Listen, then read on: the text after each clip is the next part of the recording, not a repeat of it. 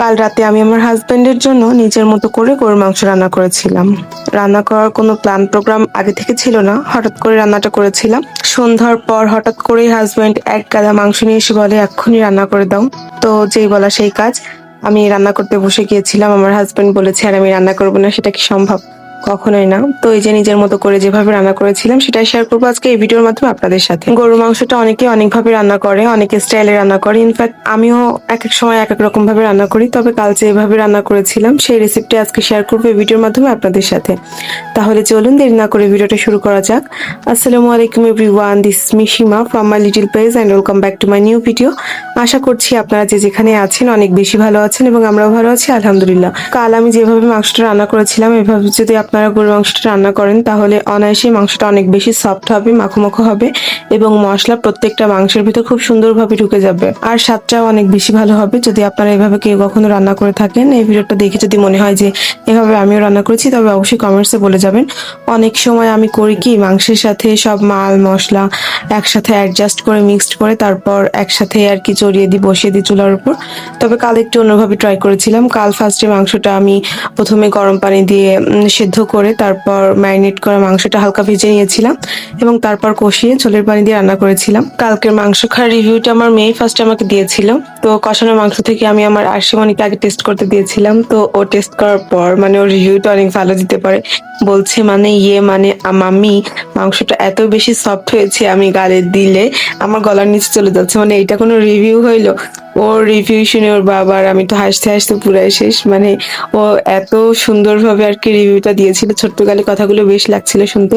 তো তারপর আবার আপনাদের ভাইয়া বলছিল, আমি তো জানি যে তোমাদের মামি গরুর মাংসটা অনেক সুন্দরভাবে রান্না করতে পারে, তোমার মামির হাতের গরুর মাংস খেতে ইচ্ছে করছিল, সেজন্য এত রাতে নিয়ে আসলাম আর তোমার মামিকে দিয়ে রান্নাও করালাম।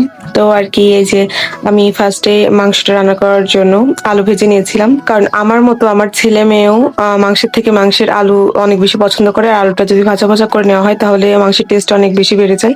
এবং মাংসটা ওই যে একটু কড়া করে হালকা ম্যারিনেট করে ভেজে নিয়েছিলাম। সচরাচর অন্য সময় রান্না করতে গেলে ইনফ্যাক্ট অনেকেই আছেন যারা গরুর মাংস এভাবে ভেজে নেন না। ইনফ্যাক্ট আমিও নিই না মাঝে মধ্যে ছাড়া। তবে কাল হঠাৎ করে মনে হলো যে একটু ভেজে নিই।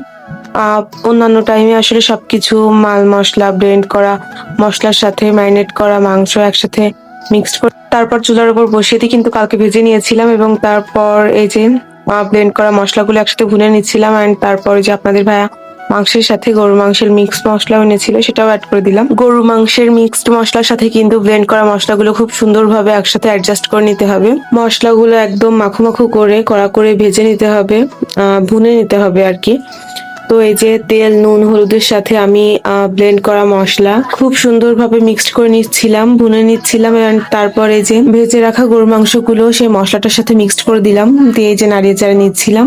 সুন্দরভাবে নাড়াতে হবে মিক্সড করা মশলার সাথে মাংসগুলো, তাহলে মাংসের ভেতরে মশলার সমস্ত ইনগ্রিডিয়েন্টসটা খুব সুন্দরভাবে পৌঁছে যাবে। যখন এই টাইমটাতে আসলে নাড়ানো টাড়ানো হয় মশলার সাথে মাংসগুলো, তখন না খুব সুন্দর একটা স্মেল বের হয়, মানে সেন্টে আপনার অর্ধেক পেট ভরে যাবে এমন একটা অবস্থা। বিয়ের আগে যখন আম্মু মাংস কষানো হয়ে গেলে কিন্তু সেই কষানো মাংস খাওয়ার জন্য আমি বসে থাকতাম, আমার কাছে খুব ভালো লাগতো। কিন্তু এখন নিজে যখন রান্না করি বিয়ের পর, তখন আর ইচ্ছে হয় না যে আসলে নিজে থেকে এক পিস তুলে খাই। কিন্তু আম্মু যখন রান্না করে তখন এখন অব্দি বাপের বাড়ি গেলেও কিন্তু সেই কষানো মাংসটা আম্মু আমাদের জন্য রেখে দেয়, আমার জন্য, আমার ভাইয়ের জন্য, আমার ছেলে মেয়ের জন্য। সেটা খেতে অনেক বেশি ভালো লাগে, কিন্তু নিজে রান্না করলে আসলে তখন আমি খাই না বা খেতে ইচ্ছে করে না। এবং তারপরে যে কষানোর পর আমি ঝোলের পানি দিয়ে নিচ্ছিলাম। একটু বেশি করে পানি দিতে হবে যেহেতু গরুর মাংস, তো একটু বেশি করে সিদ্ধ না হলে আসলে খেতে ভালো লাগবে না। তারপর আমার বাসায় মেক করা আমার কিছু স্পেশাল মশলা সেটাও অ্যাড করে দিয়েছিলাম যখন মশলাটা খুব সুন্দরভাবে সেদ্ধ হয়ে গিয়েছিল তখন। আর খুব বেশি সেদ্ধ করার প্রয়োজন পড়ে না বেশি করে পানি দিয়ে, কারণ আগে থেকে যেহেতু কড়া করে মাংসটা ভেজে নিয়েছিলাম, সেজন্য অল্প একটু পানি দিয়ে খুব সুন্দরভাবে অল্প টাইমের ভিতর সেদ্ধ হয়ে যায়। অ্যান্ড আমি কিন্তু প্রেশার কুকারে রান্না করিনি, কাল আমি গরুর মাংসটা রান্না করেছিলাম রাইস কুকারে। অ্যান্ড রাইস কুকারের মুখ সম্পূর্ণ এটা দিয়েছিলাম বন্ধ করে দিলে, সিটোটা বন্ধ করে দিলে আর কি প্রেশার কুকারে যেমন সেদ্ধ হয়ে যায় তেমন ভাবে আর কি মাংসটা রান্না করা হয়ে গিয়েছিল। অ্যান্ড এই যে রান্না করার পর আমি এই যে একটা পাত্রে তুলে নিয়েছিলাম আপনাদের সাথে শেয়ার করবো ফাইনাল লুকটা, সেজন্য মূলত ভিডিও করার জন্যই এই যে এই পাত্রে মাংসটুকু ঢেলে নিয়েছিলাম। তো এই ছিল আমার গরুর মাংস রান্নার ফাইনাল লুক।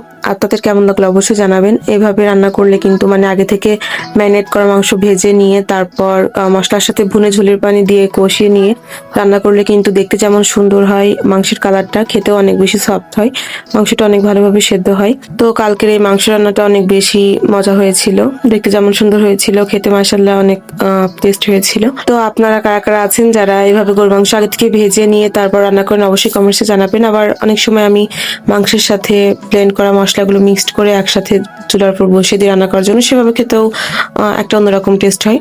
তো আমি চেষ্টা করেছিলাম আমার নিজের স্টাইলে রান্না করা গরুর মাংস রেসিপিটা আপনাদের সাথে শেয়ার করার জন্য। আশা করছি আপনাদের ভালো লাগবে।